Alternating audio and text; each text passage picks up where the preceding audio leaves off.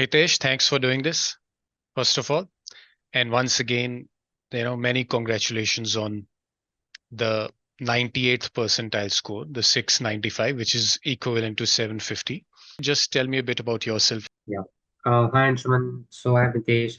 I have a total of 2.5 years of work experience working in IT sector as systems analyst, and my GMAT journey began around 2021 only. It has been a long time, but Mhm. in that year, I was so and so key, like I'll do it or I'll not do it, and then maybe I'll take it or not take it. But I took the GMAT. The first attempt of my GMAT was on 2023, May 16th, exactly like 1 year before only. Like 1 year before exactly, I scored a 540, and my split in verbal was V17 and Q48. So V17, I think, transpires to around uh, 17th or 18th percentile. And 13th percentile, actually, yeah, based on your score report. sorry, yeah, it's 13th percentile. So Yeah. after that, I was thinking ki like maybe I'll try again after a few months after I have worked extensively on verbal. Hmm. But it's not that simple because like you can work on verbal and you can acquire skills. Like you can acquire the you can learn through the concepts again and again, but the score won't improve because Mm. you have only taught me that the most important thing is to develop skills, which takes time in let's say any of the Mm. area you want to improve, is Mm.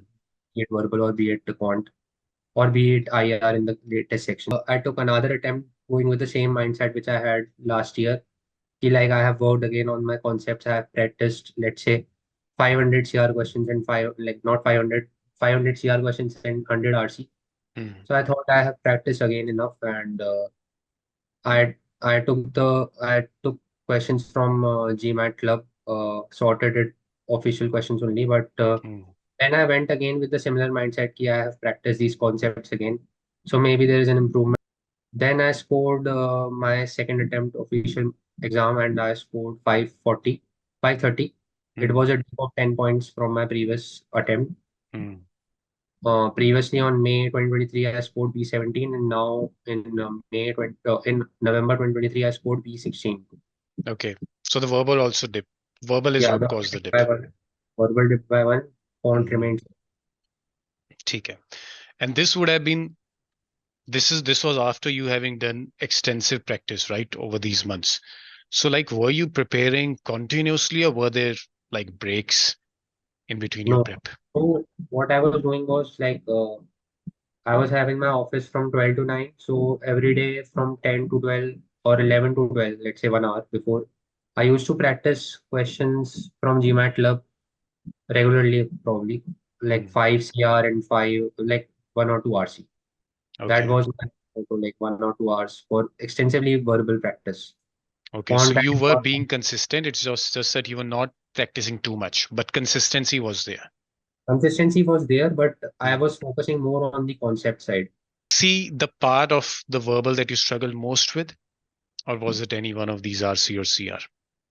I felt it was all three only, but All the not, three, because not V16, 17 is anyway is yeah. reflective of major gaps But across but the board. my worst performance was in SC, I think around ninth percentile. Hmm. And CR was again from 10 to 20s, I don't remember exactly, but RC was surprisingly okay with 49th percentile, my second attempt. Right. I love So, because this is the part, sorry to butt in here, but now we're discussing the sectional percentiles, or yeah, rather the subsectional percentiles within the verbal section. yeah, SC was the worst at ninth. CR was about that 20th.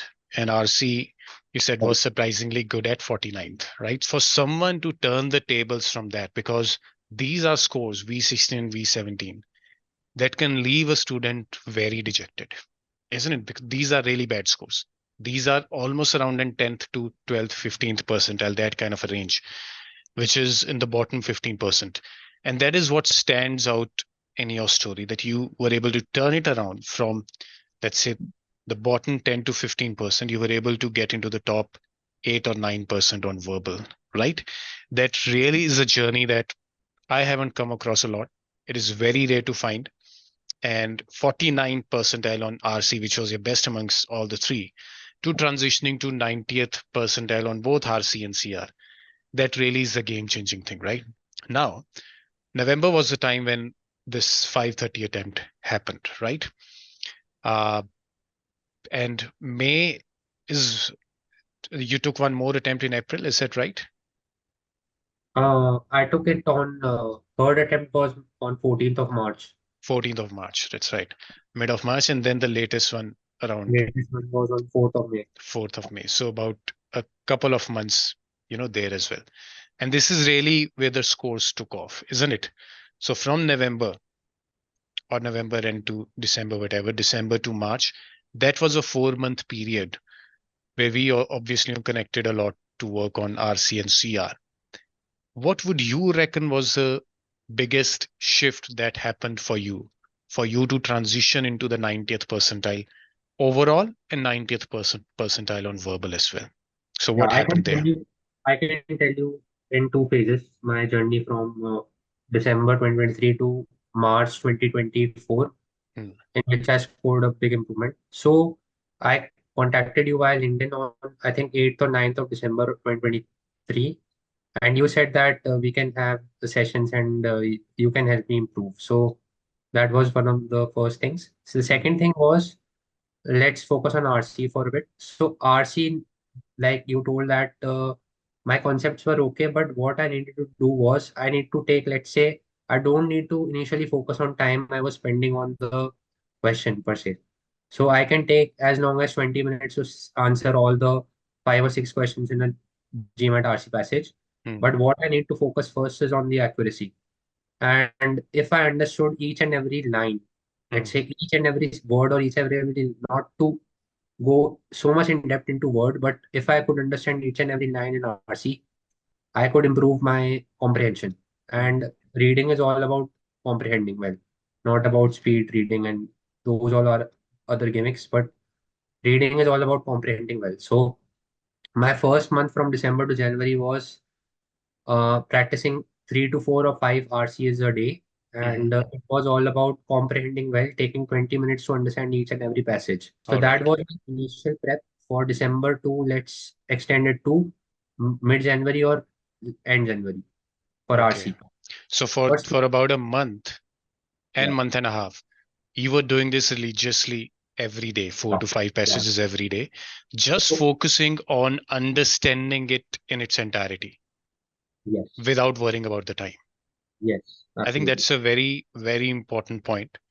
And it wouldn't have been easier because we always think in terms of, well, I won't get this kind of a time on the test day, right? Absolutely. But often we, as students, and this is something that happens with many of them, and I want to know how you were able to bring about that change in the mindset. Often they try to project, well, I can't be taking this kind of a time on the actual test day because this is just too much. I'll end up missing half of the questions within the verbal section. So how did you convince yourself, or how did you, because I was the one pushing for that, how did you kind of convince yourself that, okay, let me just do what Anshuman is saying and let me just not worry about the time at this stage and just go for understanding? Because in a way, within this month, you just would have become a much better reader, isn't it? A much Yeah. better attentive reader without worrying too much about the time. So how did you, buy into that? For that, I think the best lesson you gave me is let's take a guitar player or a piano player, right? So if he learns initially to play the keys or the play guitar fast, then he Hmm, won't be able to improve his game, right? He won't be able to become a good guitar player or a good piano player.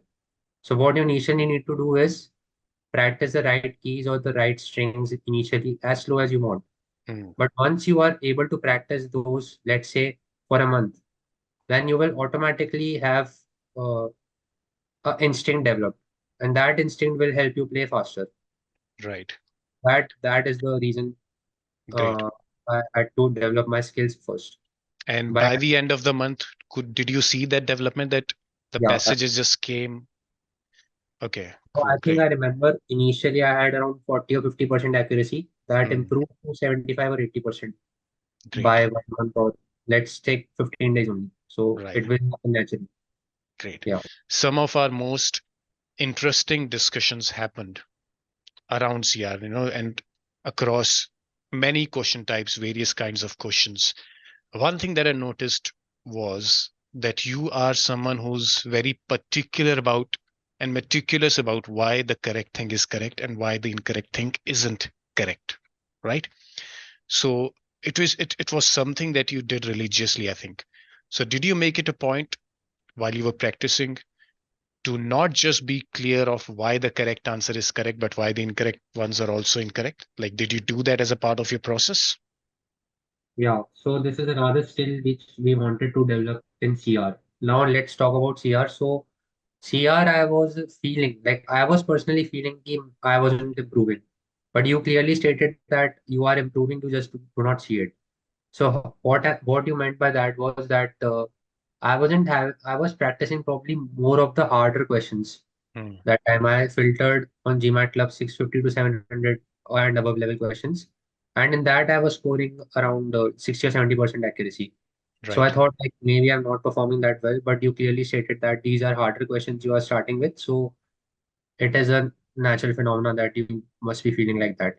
But right. CR extensively, what you taught me was initially that you need to focus on the gap. And what you meant by the gap was that you need to separate the premises and the conclusion and focus in how the premise connects the conclusion. Hmm, So you need to just focus that thing on the argument. And if you can identify that thing, you are pretty much sorted in eliminating the answer options as well. So right. for that, I had to develop this skill initially in CR. Yeah. So all about the first or the 2 months we practiced was to develop these skills in CR, the gap analysis, and Hmm. RC, the comprehension. So, this sense of analysis, was this something that you developed through the course of the prep, or is this something that you've always had?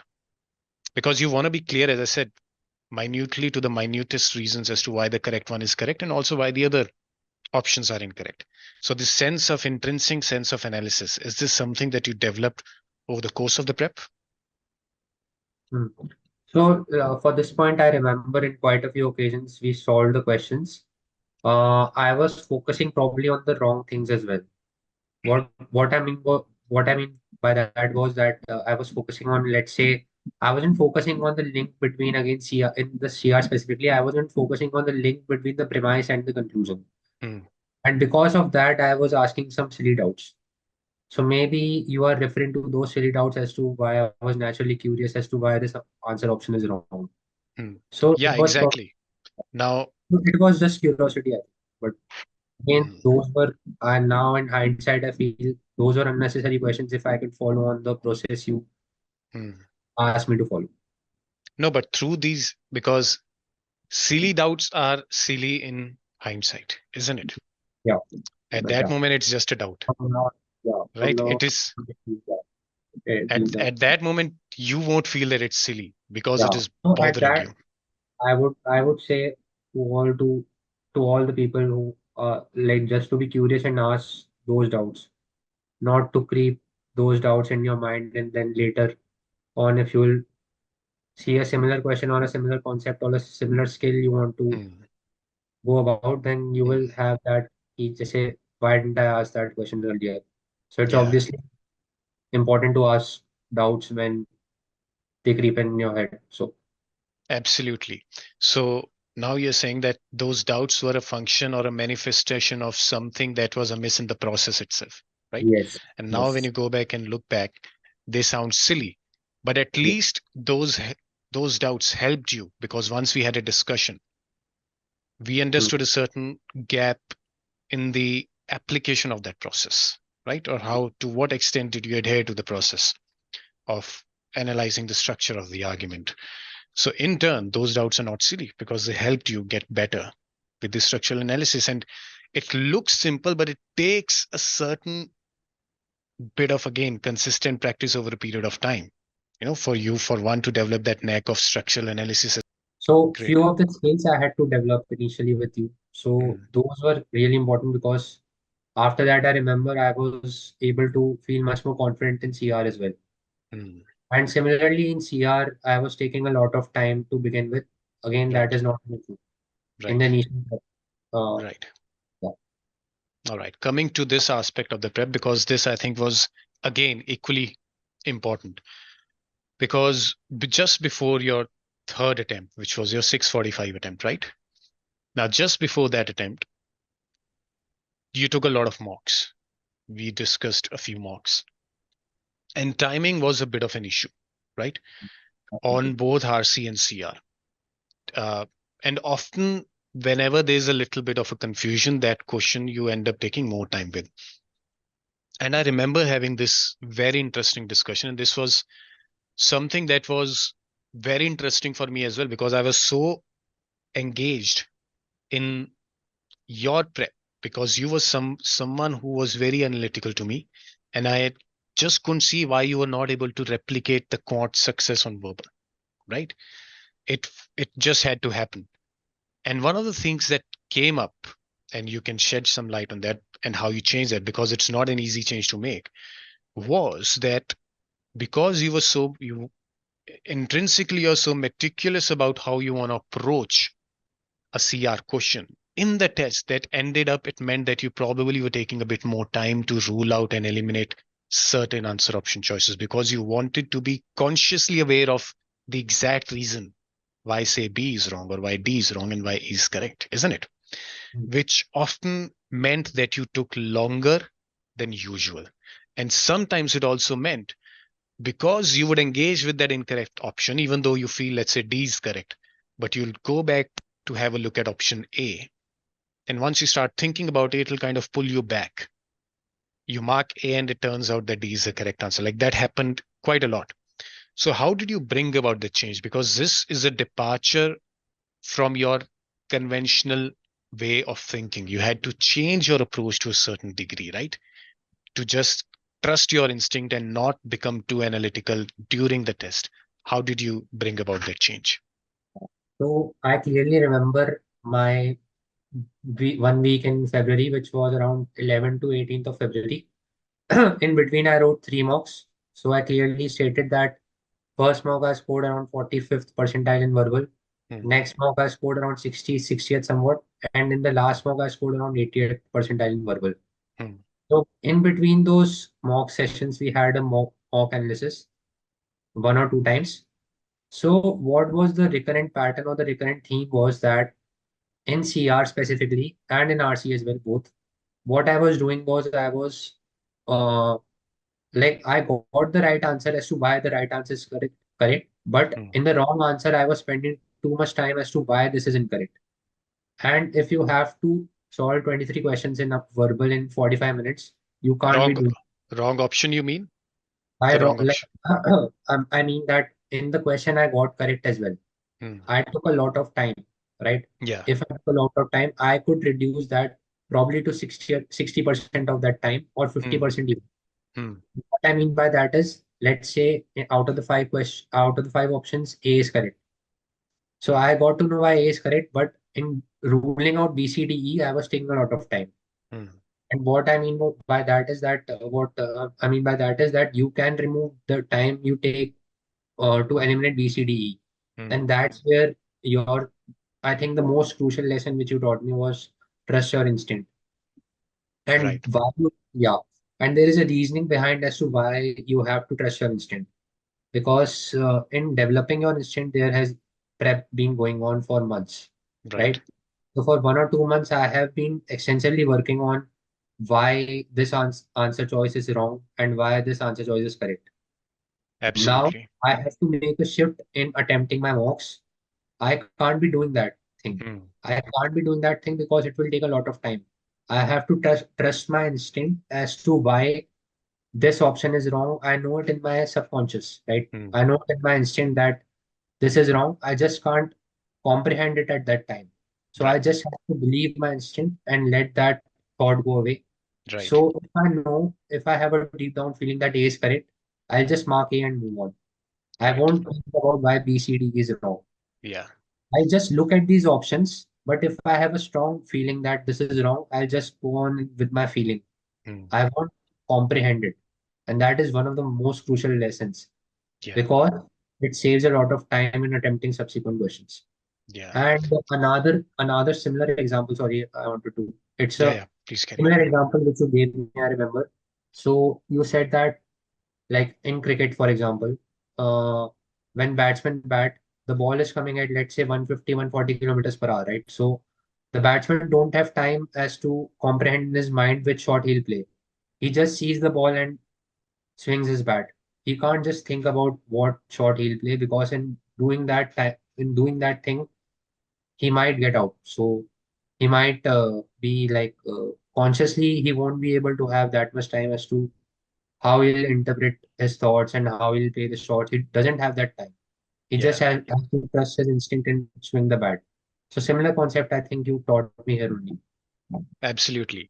And what was heartening to see was because this is a thing that happens on a more psychological level, right? The shift is something that happens on a more psychological level because when you start trusting your instinct, you're also dissociating yourself with that nagging thing. What if you get it wrong, right? Yeah, What if there was something that you missed in B? Why are you not looking at it, right? So to overcome that would have been the harder part for you, isn't it? I would imagine. But you yeah, still made that shift and it was, it showed when your verbal percentiles grew across those three mocks. And that is when, your timing and all of that would have come together. And I really like how you were able to kind of imbibe and bake those learnings into your prep because naturally it was against your tendency. So when you have to slightly move away from your tendency, that is the hardest part of the prep, in my opinion. As a teacher, I've seen that is what generally students will often struggle with most. So you ended up scoring a 645 on the mid March attempt. So your verbal shot up to 91st percentile. It's a 78 percentile jump on the verbal section, which is unheard of. I don't recall any other case that I've come across like that. Function of a very astute, analysis driven prep all along, right? But your quant score dipped to a certain degree. And that at 645 is a score that is good, but we wanted it to be better. You wanted it to be better to be completely sure. You wanted a score that you don't have to second guess whether my score is good or not. And you took about a couple of months more, maybe a month and a half more, right? What was your thinking? What was your focus area, in that phase of that 1.5 month prep? yeah. So just before we digress into the last attempt, I'll just speak a bit more about my previous attempt, which was 655. So on that, I think in hindsight, I had three crucial phases, right? Hmm. So in the first phase, in the first couple of months, I had to develop my skills, which I have spoken about. Yeah. In the second phase, for 2 weeks or so, I had to digress from my conceptual practice. I had Hmm. to focus on that trust my instinct process, which you taught me for two Right. weeks, Yeah. and I had to solve those. However, in my 1 week before my attempt on the third one, I was also having some, let's say, some doubts as to, like, up to ho gaya hai, like, why do I need to practice Hmm. these 2 or 3 RCs again? Hmm. Hmm. So Hmm. for that, you gave me another crucial lesson, which I recall, is that when guitarists don't practice a, a guitar for 1 day, he will feel the difference. When he doesn't practice for 2 days, the his wife will feel the difference, and when he doesn't practice for a week or so, the Hmm. audience will feel the difference. Yeah. So at that time, it's again a crucial lesson which you taught me, was Yeah. that before a week or so, you need to again be consistent. You can't just be lethargic or lazy, or let's say procrastinate as to now it's done, I'm scoring good in mocks, Hmm. I'll book in about a week or so, because that again is a crucial time period in which I have to be consistent with my process, which has been working so far in mocks. So these Absolutely. are really important. Yeah. I So love I love how you remember these little bits, it's these really important analogies. So because there's yeah, it just stores in my mind, and then you are just, yeah, it's a really important. Yeah. So yeah, so coming back to your question now, on my 1.5 break between the second last attempt than the last attempt which I took. So that was quite a lot of quant-driven practice because although I managed to score 91st percentile in verbal, but my quant and DI was now quant and DI are I think pretty related sections because Hmm. some of the key core concepts in DI are the same things which we require in quant, Mm. and that was taught by you as well. So in quant and DI, I remember approximately I scored 85th percentile in both of those sections. Right. So you clearly mentioned that in verbal there is a scope of improvement in CR, and in quant and DI there is also scope of improvement. Yeah. So again, I took lessons for you from you for quant and quant, yeah, specifically quant and data sufficiency. Yeah. So yeah, I'll just butt in here. Now, I distinctly remember you mentioning that you experienced the quant section on your third attempt, which was a 645 attempt. It was after the test, you said it was a hard section. You felt that the quant was hard.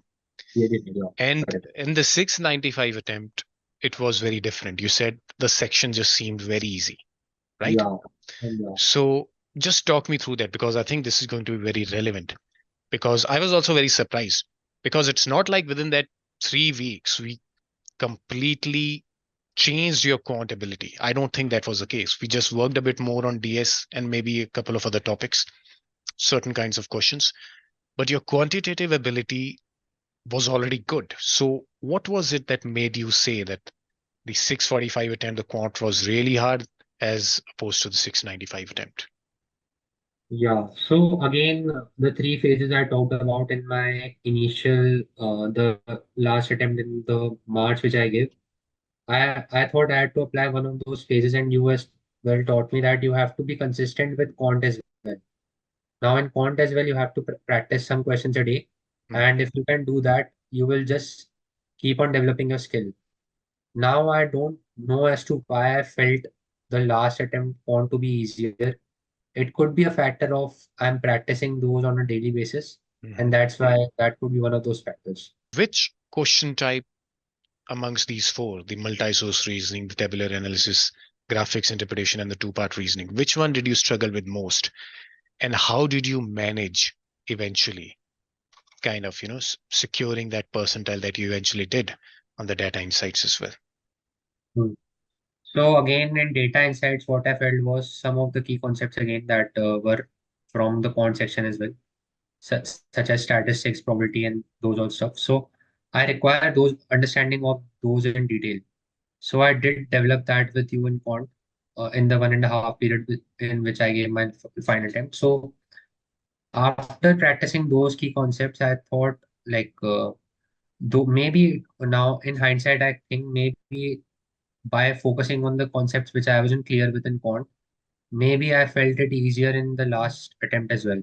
So that Mhm. could be also another factor as to like initially I thought that I wasn't scoring good in that section, but again after practicing on those skills, maybe I have felt that I did improve on this in those subsections or the subtopics which we discussed about.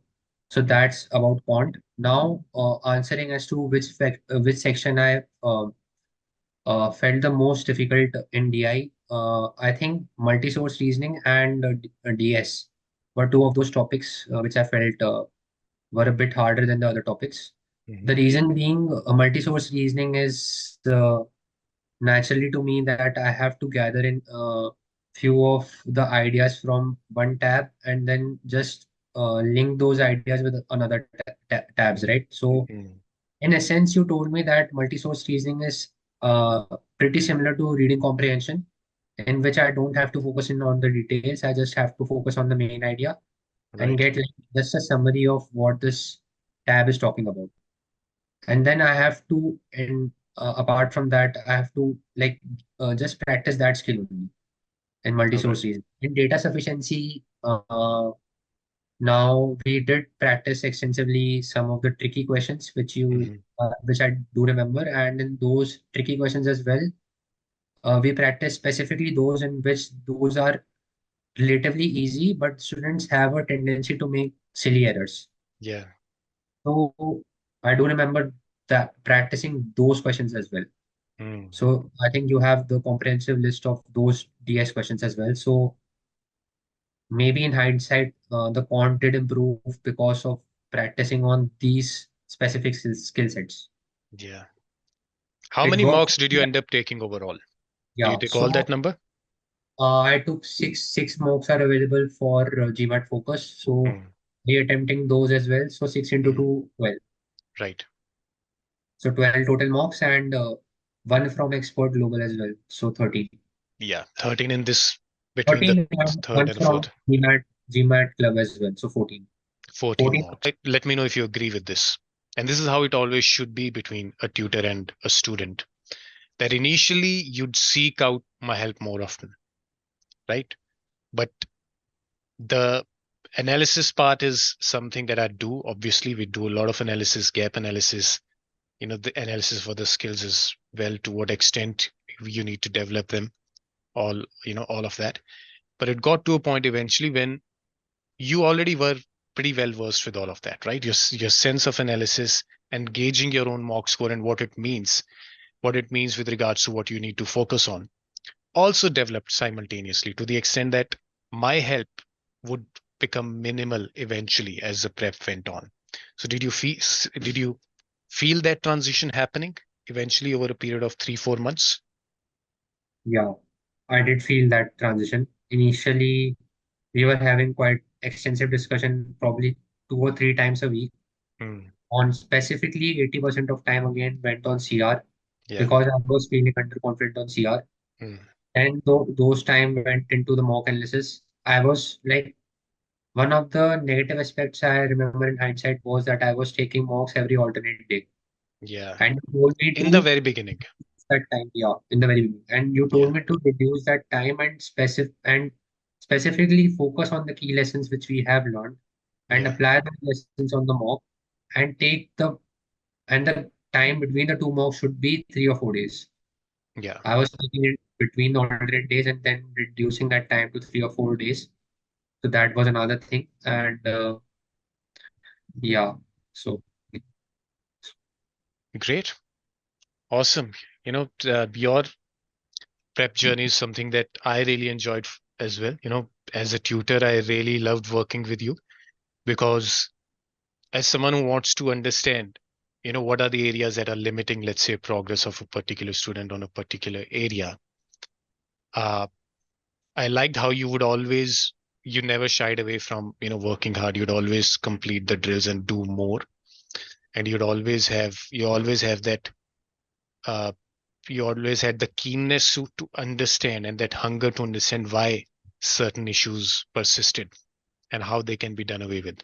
So that is, in my opinion, the number one quality that a student must have: their own sense of curiosity with regards to what is it that they need to do to get better and why some of the mistakes are happening. I understand that you'll apply maybe next year, right? All the best for that. You have quite a bit of a time to work on the other aspects of your application as well, and I'm sure that those come through very nicely. You have an equivalent of 750 now, so I wish you all the best, and I wish that you get through all the schools that you dream of and have an amazing career thereafter. thank you. Thank you.